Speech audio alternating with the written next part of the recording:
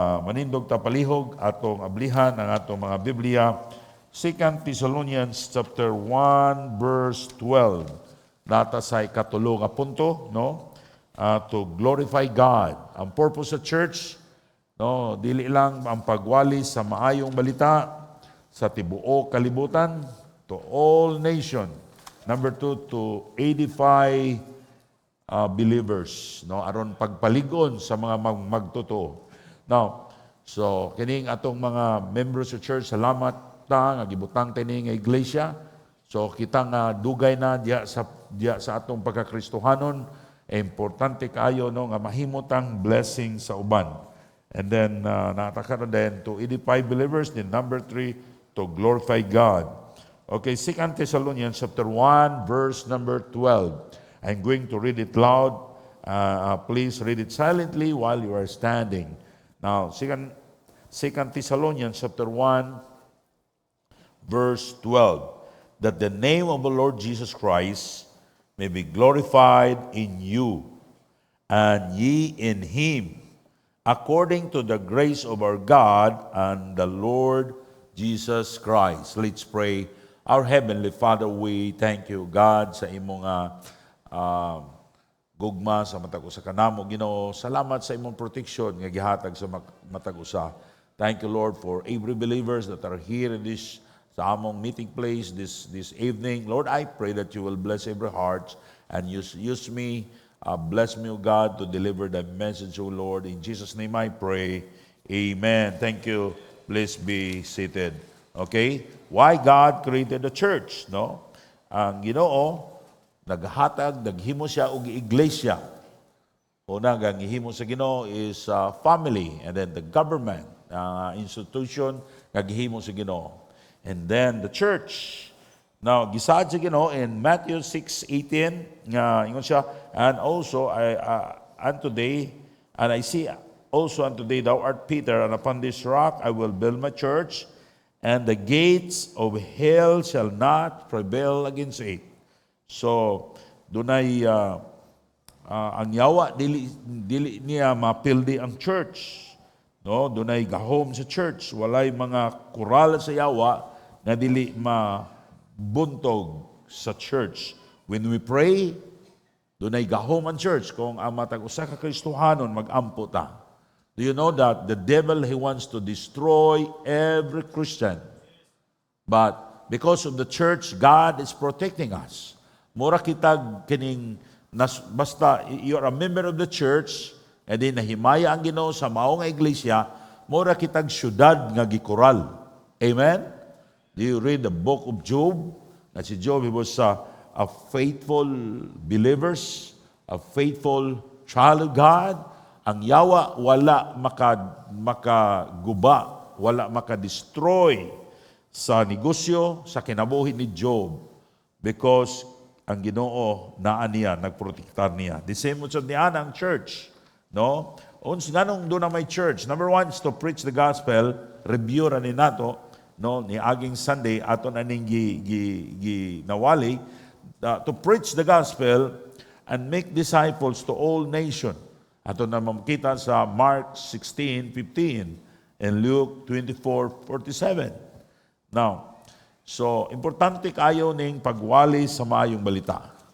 A church, mahimo siyang a dead church. Kung kani nga iglesia, dili mangabig og kalag.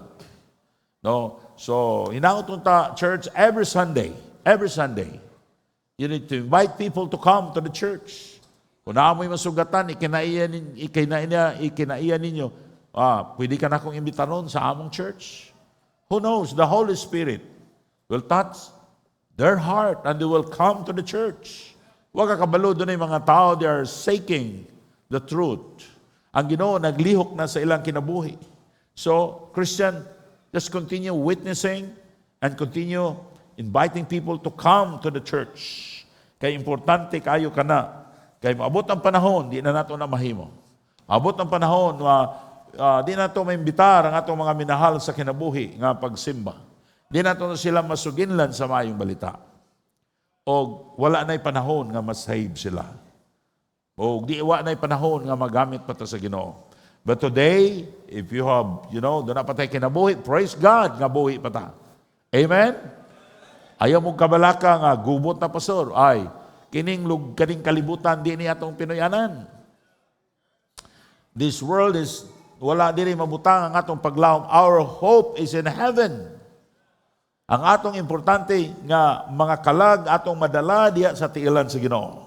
So Christian, you are not in the will of God if you are not, doing something to invite people to come and sharing the gospel.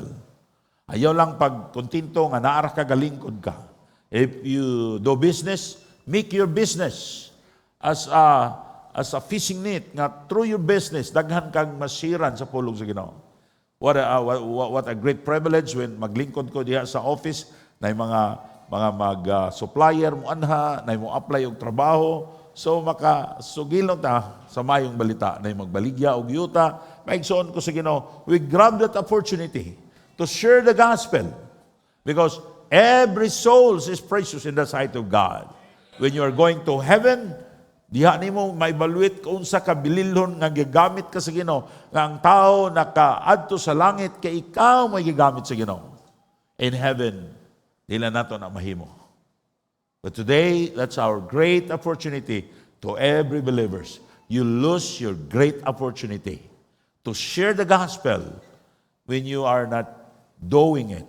When you stop inviting people to come to the church. Number 2, to edify believers. Edify means to build up their spiritual life.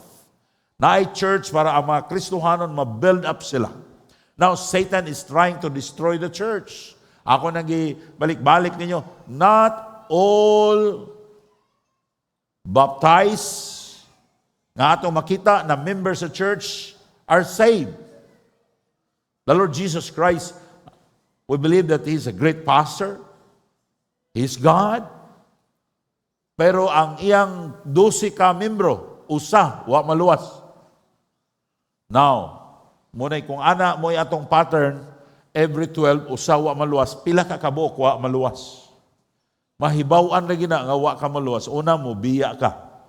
Abot ang panahon, mubiya ka ang pagsimba. Mubalik ka sa daan imong pagsimba because wa kay balang espiritu sa imong kasing-kasing. Nang akong asawa, mingon siya, ayaw lang na isultigod nga ni backslide ka sa una. Ingko, tinuod man po na. Sa dihang nag-backslide ko sa una, di na ko mubasa sa Bible. Naingon ko, di na ko mutuo sa Bible. Pero because luwas yung ko, niabot yung panahon, ang tanang bersikulo nga akong i-memorize, ni balik sa akong unang-una. And I cried unto the Lord, Lord, help me. Gusto ko mo balik, gusto ko mo balik kong simba. And I make a promise to God, Lord, kung makabalik ko ni mong simba, dili nagyug ko mo biya pa nimo.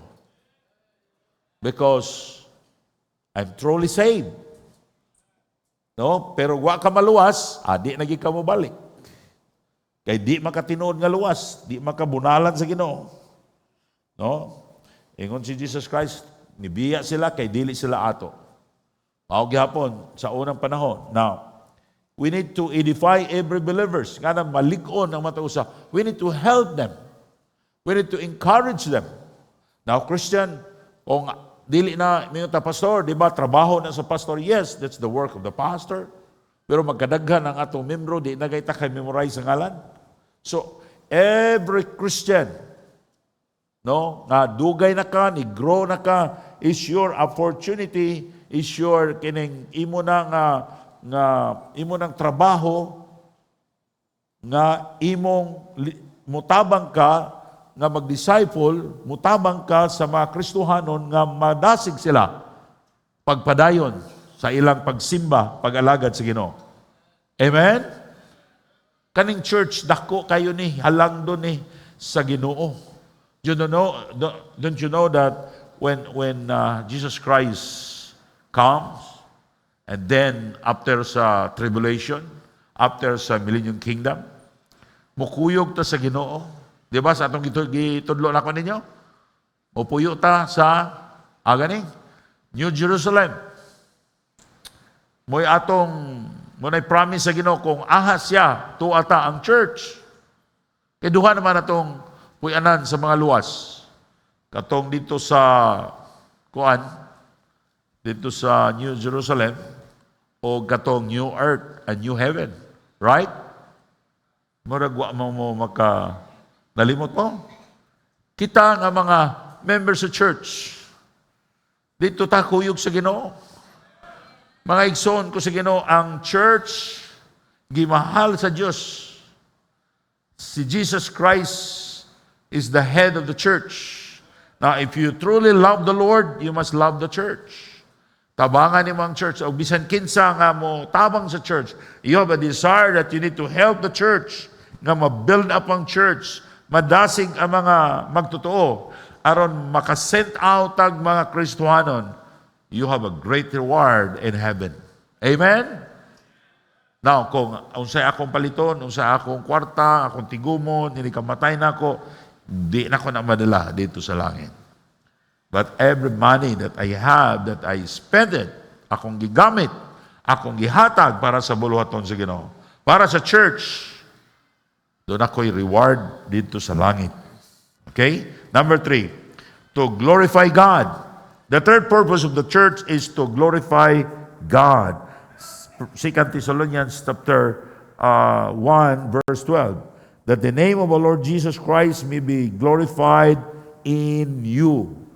Nga pinaagi nato madaig, mapasidunggan ang si Ginoong Hesukristo sa atong kinabuhi. And ye in Him, kay naa siya nato, ato siyang gidawat. Now, according to the grace of God and the Lord Jesus Christ, itang mga membro sa church, atong gidala ang ngalan sa Ginoo. Amen? Sa dihang akong gidawat si Jesus Christ, nga akong maluluwas sa dihang nagpabautismo nako. The people, they called me si Bado nga Baptist, na wala akong apelido. Kasama nga Bado, si Bado nga Baptist, di ba? In your community, they will change your name. Because you know that now you are a member of the church. They will call you Moses the Baptist. Right? Now, inong kag tuba, lakaw ka sa dalan, hubog ka. Tanang Baptist, nahubog na. Pero naghimo kag maayo, ingon siya, kisa to naka first, katubang Baptist. You are bringing the name of God. Now, that's glory. The church, mao ni tuyo sa Ginoo sa church is to glorify the Lord Jesus Christ. Now, how to glorify God? Pastor, how can I glorify God? Saan na ito nga mag-glorify ang Ginoo sa atong kinabuhi? Kay mao na'y katuyuan sa Ginoo sa church. Diri sa church, ang ngalan sa Ginoo mapasidunggan. Wala mo nangalagad sa Ginoo tungod ni pastor. Wala mo nangalagad sa Ginoo tungod ni brother, ni sister. Naamo diri sa church because of the Lord Jesus Christ. Siya mo yatong pasinunggan. Everything ay mong gihimo sa church, naghago ka, salamat ko sa atong choirs, sa choir nato nga daghan ang mga tao nga nag-apel, na nagtudlo, grabe na nilang kahago. Uli na ta, sila nag-practice pa. Ako sa una, grabe na kong practice. Pag human, murag usa ka bulan, kada gabi ikanta ko, go ahead, try these nails in my hand. Pagkanta na ko, perti niya baga, basta, wala ko mo troy. Ingon si Pastor Gilbert Toquero, kabalo to siya mabasag nota, balo to siya mahimog kanta, usay magpiano siya, nindot ka siya magpiano, magsulat siya kanta. Siya. And ko, tudlui ko, kay basig makabalo ko musulat og kanta, sawa na kay panahon. Ayaw na, magnegosyo na lang. Apan magaigsoon ko sa Ginoo, no? Kanang atong gihimo diri sa church para na sa Ginoo. Amen. Kanang pagsayo ninyong simba, pagsimba ninyong Domingo, ang inyong ipasinunggan, it is God.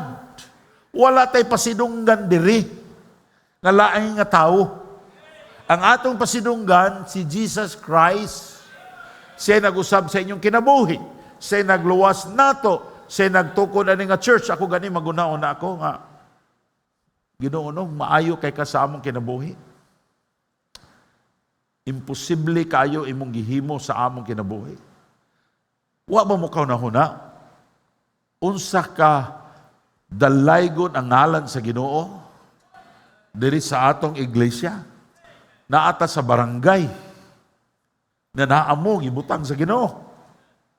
It is impossible because of the grace of God, because of God, nagtapok ta dinhi. And someday, kuhaon ko sa Ginoo kay tiguang nabi ako. Wa may magdugay. Inaoton ta nga mga Kristohanon, magpadayon ta. Ang atong mga anak, mga apo, magpadayon sila sa pagbuhat sa buluton sa Ginoo, sa pag-share sa maayong balita, pag-support sa mga missionaries, ilang pasidunggan ang Diyos, si Jesus Christ, dinhi sa church. Now, how to glorify God? Una, in praise and prayer. In Psalm 50, verse 23, Psalm 50, verse 23, whoso offereth praise, glorified me, and to him that ordereth his conversation aright, will I shew the salvation of God. Atong dahigo ng Ginoo sa atong istorya. Amen? Dalaygo ng ngalan sa Ginoo. Say kami ni Jima, mag-istorya may kuday, wada unsa ka dalaygon ang ngalan sa Ginoo sa atong kinabuhi. Ang Ginoo maayo kayo sa atong matag-usa ka kinabuhi. Hinangon ta nga diha sa inyong baba, inyong pasidunggan ang Ginoo. Ug diha sa inyong pagampo. Ang Kristohanon nga sige complain, dili siya makapasidungog sa ngalan sa Ginoo. Nindot ang Ginoo, maayo ang Ginoo sa iyang gihimo sa atong kinabuhi. Sometimes we focus about the problem. Pero atong nalimtan ang mga maayong butang nga gihimo sa Ginoo sa atong kinabuhi. You have to praise God in your prayer. When you kneel down, just nahiga ang Ginoo sa diyang mag-ampo ka. Kung sa'y mag-ampo ta, you always, ask God, Lord, please give me this, give me that. Lord, kuana ko ani, ginahanglan ko ani. Mga igsoon ko sa Ginoo, nung ta maghahintag time sa atong pag-ampo, pagdahig sa Ginoo, Lord, salamat kayo. You're so wonderful. God, your name is, you have a great name. You are so wonderful, God. You're the creator of this universe. Ay son ko sa Ginoo, ay mong mapasidunggan, mag-glorify ang ngalan sa Ginoo by praise and prayer. Then Hebrews 13:15, by Him, therefore, let us offer the sacrifice of praise. It's very clear, amen? Every day, every morning, every evening, let's see something about God. Daiga ang Ginoo, to God continually. Continually means padayon ba? Amen?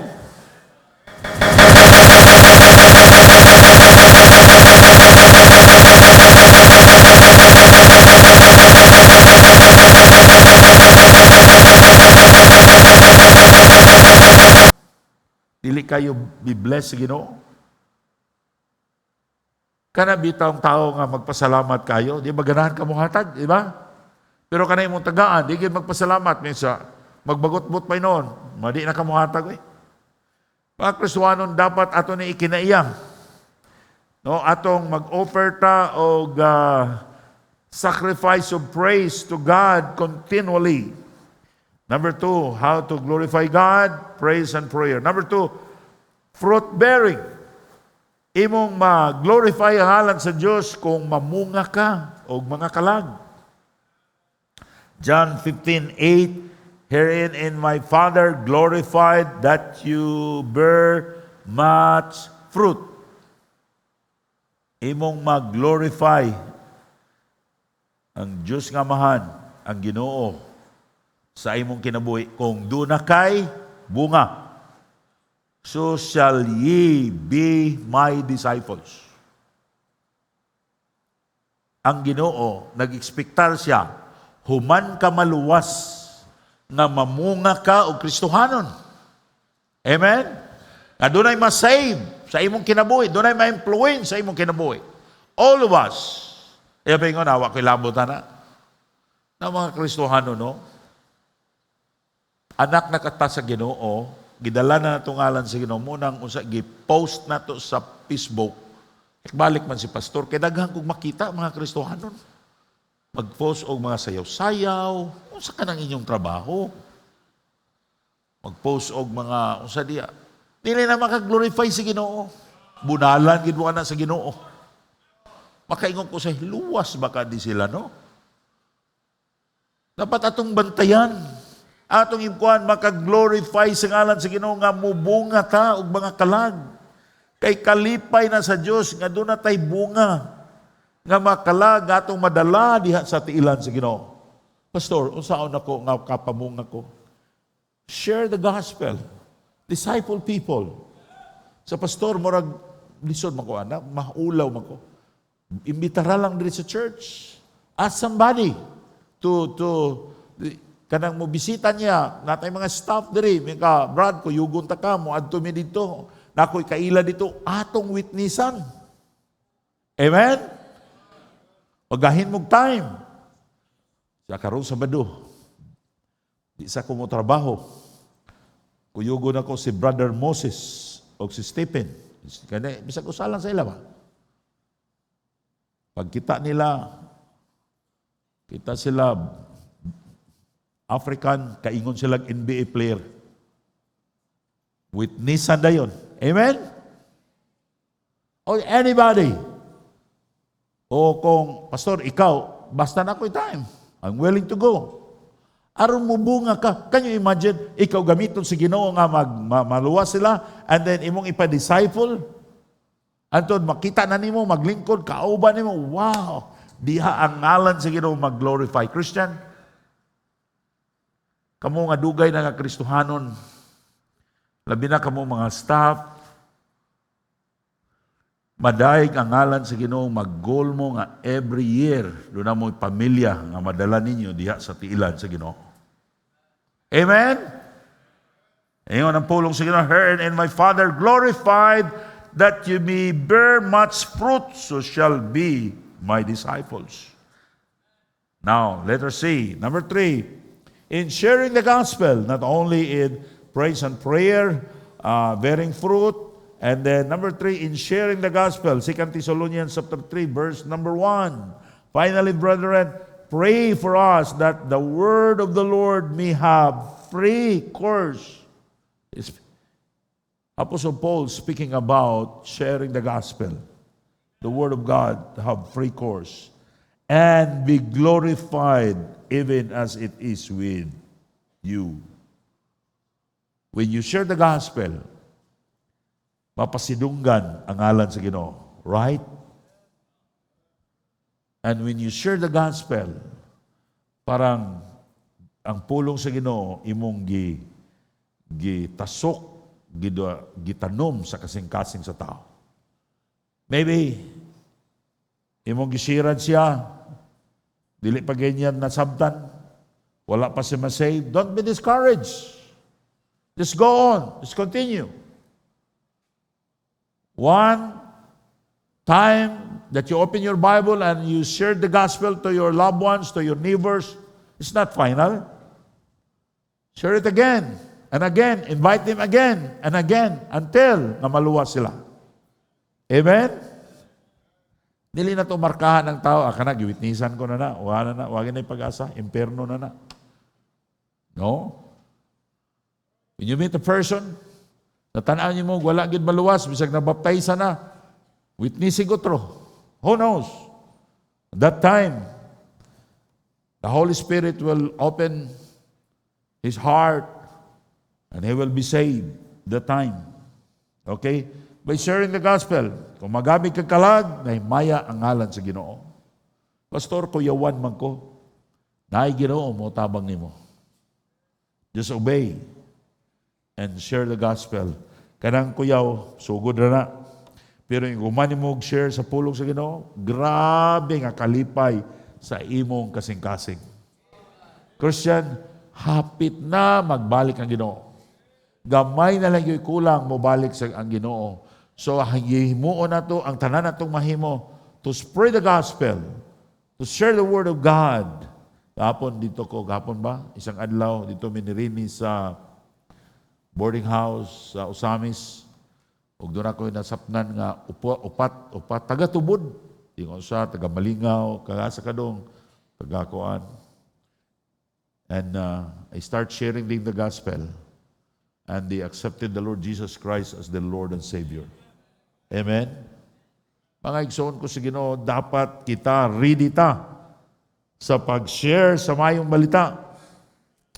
Now, number 4, in suffering because of the Lord. Kanang mag-antos ka, doon na kay trials, kay naghimo ka sa kabubuton sa Ginoo, kay Kristohanon ka, unya gilutos ka, manlimaya ang ngalan sa Ginoo ana. Amen? Now, I don't know, kung nauna ba yung mga Kristohanon karon nga gilutos mo, gikontrahan mo, giaway mo, kay baptismo. In that case, nahimaya ang ngalan sa Ginoo kung mo padayon ka. Amen? Kung dili ka ma-discourage, attend gyapon ka sa simbahan. Even you have problems, padayon gyapon ka. Doon ay pagsulay nga gitugot sa Ginoo sa imong kinabuhi. And you won't discourage. You continue serving the Lord.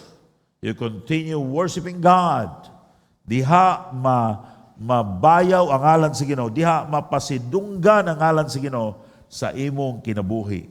In 1 Peter chapter 4 verse 14, if ye be reproached for the name of Christ, happy are ye, for the Spirit of glory and God rested upon you, and their part and he is evil spoken. But on your part, he is glorified. Amen? Kung na ako'y problema karon, and then I continue preaching the Word of God, I continue serving the Lord, padayon ka pag-alagad sa Ginoo, even you allow lots of problem, the name of God is glorified. Amen? In your life. Indot magayning mo simba ta, o daghang tagkwarta. Walay sakit ang mga bata.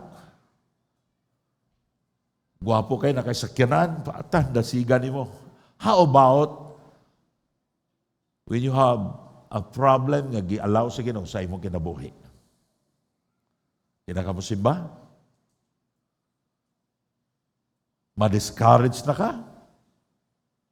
Pero sa dihang abot nimo ang mga problema sa imong kinabuhi nga gi-allow sa Ginoo, and yet even all the problems nga imong naangkonan, yet you continue serving the Lord. You continue sa imong pagsimba, imong gidayeg ang ngalan sa Ginoo. Diana nga panahon na imong gi-glorify ang ngalan sa Ginoo by your suffering. Amen? So, sa atong mga pag-antos, kung gibudhian ta, giaway ta, mga igsoon ko sa Ginoo, usa ka na kabililhon nga panahon sa imong kinabuhi. Ganianang panahon na, you have a lots of problem, and then you continue serving the Lord. You glorify the name of God. Ipasidunggan nimo ang ngalan sa Ginoo sa imong kinabuhi. Ako ganing, di na ako malimtan ang akong asawa sa diha nga niya tumi sa US, basig di siya pasakyon tungod sa iyang visa ba nga naikiris. Iko day, pag di kay kapasakyon day, kitanduha, di tamo sakay. Mga bata na lang mo ato sa Amerika. Si Rindel o si GR na lang mo wali dito. Bahala na sila dito. Ingko mga ato ditas buhol. Kahit madumduman ako, kaluoy pa sa kong asawa akong biyaan. Uli na lang tubuday. Kaya iwa man na yung visa. Kauna-una ako nga, grabe ra ba ni? Pagka-COVID na ako, di rabi ni mo biya sa Rome. Di nakamuunong na ako, di mo lakaw sa Rome. Yung doktor nga, pagawson siya, kay ako na lang dito. Siya, dili ko mo gawas, Dok, kay di ra ba ni katulog kong ni kuyog. Mga igsoon ko sa Ginoo, dapat atong unang-hunaon unsay pag-antos ni Jesus Christ. Amen? Ingrato kahit, oy, grabe pag-antos ni Christ, na di ta magtarong sa atong pagka-Kristohanon. Unsa ta kang klase nga Kristohanon niya na. Na in suffering because of the Lord, you glorify God. Ingon sa 1 Peter chapter 4, verse 16, yet if any man suffer as Christian, let him not be ashamed. Ayaw ka uwaw. Kung nag-antos ka kay Kristohanon ka, but let him glorify God on this behalf. Blessing ng mag-antos sa Ginoo. Kay mahimaya ang Ginoo sa atong kinabuhi and God will reward us. And then, number 5. Number 5. Preaching God's word. In 1 Peter chapter 4, verse 11, if any man speak, let him speak as the oracles of God. If any man minister, let him do it as of the ability which God giveth, that God in all things may be glorified through Jesus Christ, to whom be praise and dominion forever and ever. Amen. Ang pagwali sa pulong sa Diyos, makapahimaya sa Diyos. When you preach the Word of God, when you preach in the church, when you preach sa namatyan, makahimaya na sa Ginoo. Ha?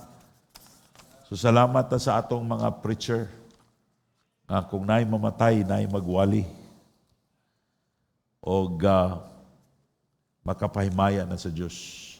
Kamong mga men sa church nga itagaan mo giya sa Ginoo pagwali, nindot kayo nga makawali mo sa pulong sa Ginoo.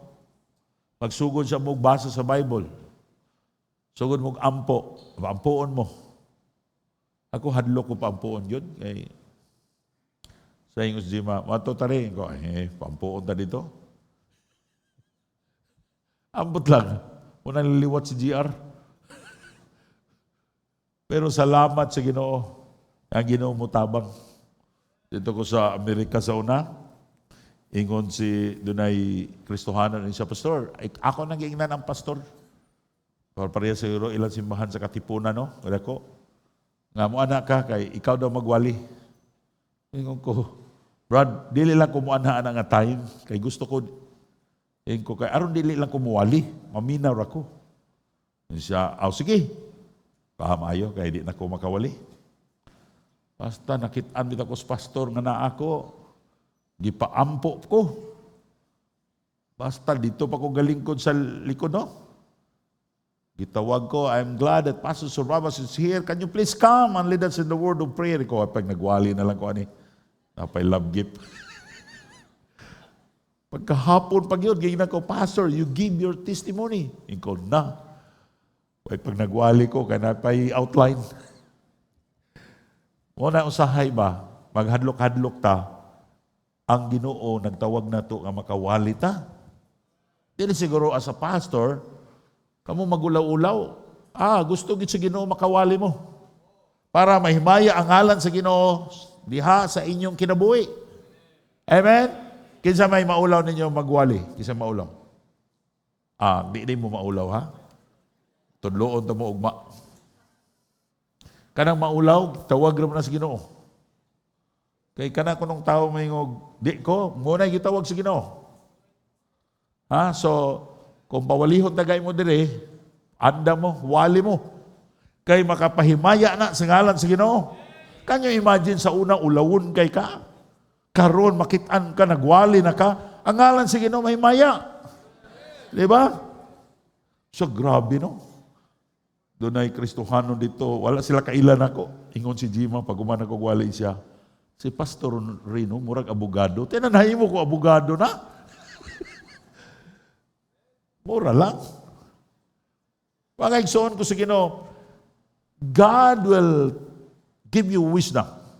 Amen? Be available. Amen? Dapat magwali na ta sa pulong sa Ginoo para kung inyong mga reunion, Ayaw na mo pangita pa kung wala na tao. Ngayong dadon, naamo. Preach the Word of God. Salamat ko na maglanghid na ako, nagtrabaho sa SLB, Pastor. Mo absence ako, nga naman siya, nami reunion, o niya, iampo ko, Pastor, kay muwali ko. Amen? What a great, great privilege nga naani mo, nga makawali ka sa pulong sa Ginoo. Kinsa man ninyo mahadlok mawali, kay mo atong unahong pawali. Si Brother Boots, nag-pray ko mawali ni si Noyboy.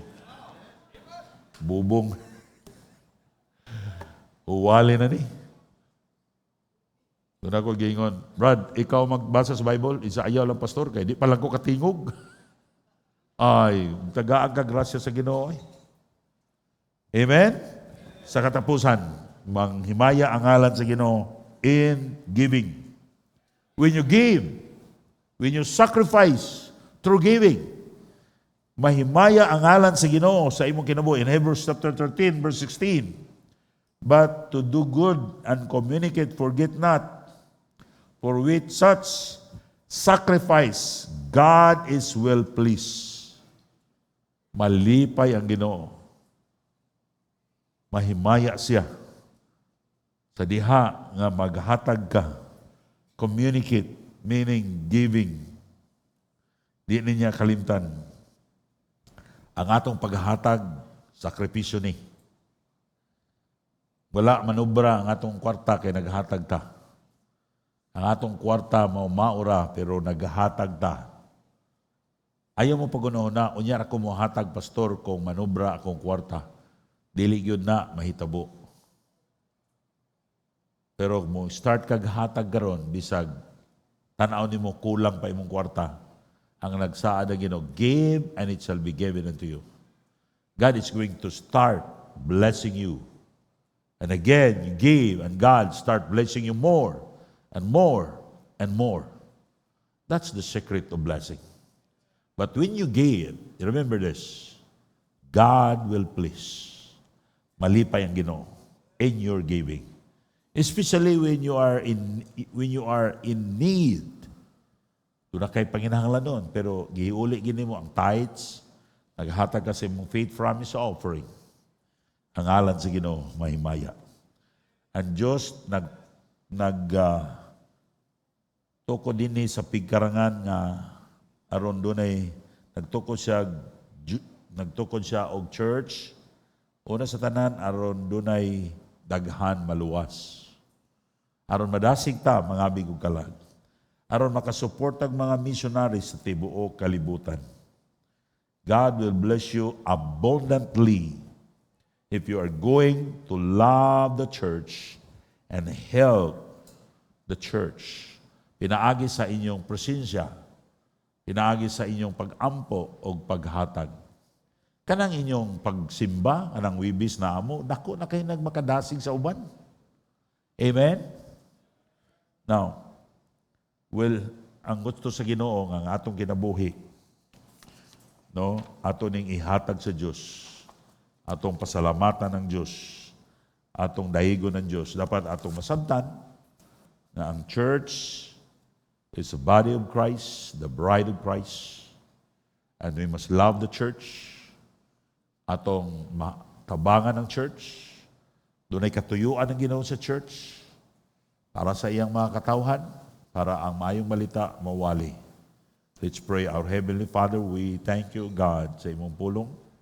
Kung nag-pray, Lord, nga ikaw magapanalangin niya ito, nga matisok yun sa matag-usana mo kakasing-kasing. Tabangi kami, Ginoo, nga ang among kasing-kasing, Lord, ma-open o among mabutang imong pulong nga among madumduman unsa ka importante ang church sa among kinabuhi. Lord, help your people, O God. Tabangi kami na kining iglesia sa Pigkarangan Bible Baptist Church.